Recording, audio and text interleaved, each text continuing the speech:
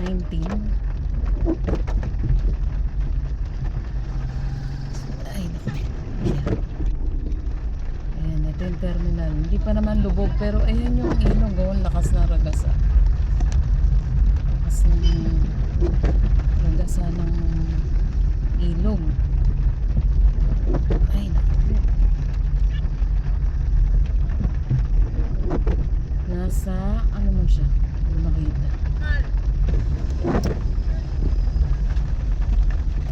4 meters.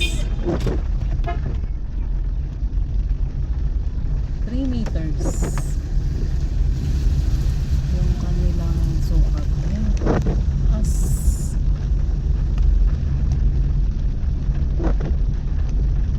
Lakas yung ragasa ng ilog.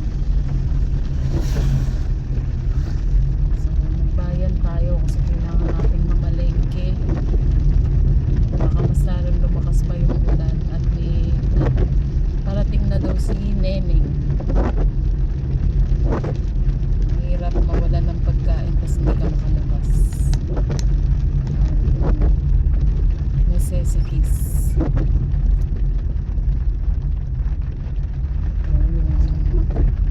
Paikot papuntang palengke. Actually, mga kailangan ko rin mamili ng pang baking. Kasi gagawin tayong cake. Kanina nagdadalawang isip ako kung tutuloy ako magbayan. Kasi nga baka lubog dito. Pero pwede naman doon sa ibabaw nga at magdaan. Nakita ko naman hindi pa baha yung terminal.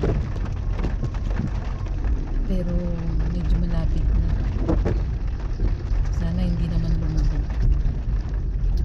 At sa katwa, papalengke ko anong sitwasyon dito.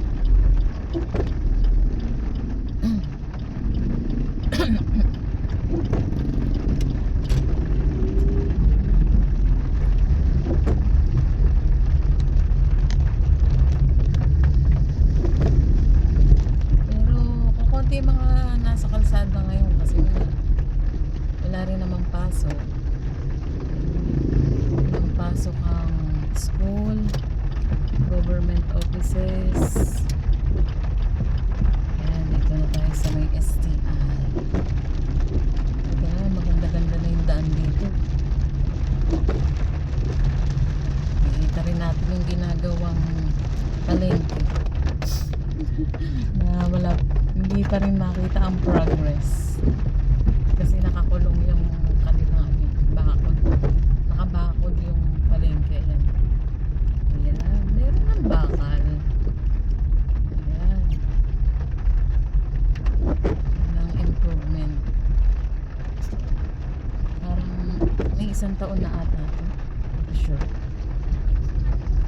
Ayan, ito mismo yung lumang palengke kasi yung palengking bago or yung temporary nandito sa may kaliwa. So yun lang, share lang ng short video. Medyo maluwag ang daloy ngayon dito August 19 sa bayan ng Santa Maria. Kung may mga balak mamili, mamili na kayo habang hindi pa nilulubog. Dito muna tayo sa baking supplies. Yun lang. Thank you for watching. Hindi tayo makakadaan. Bye!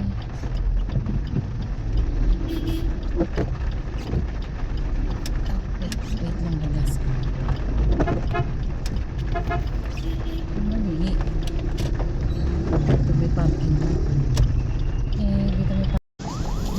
Dito na ako ngayon sa may Riverside. Papuntang bypass. Diretso papuntang bypass.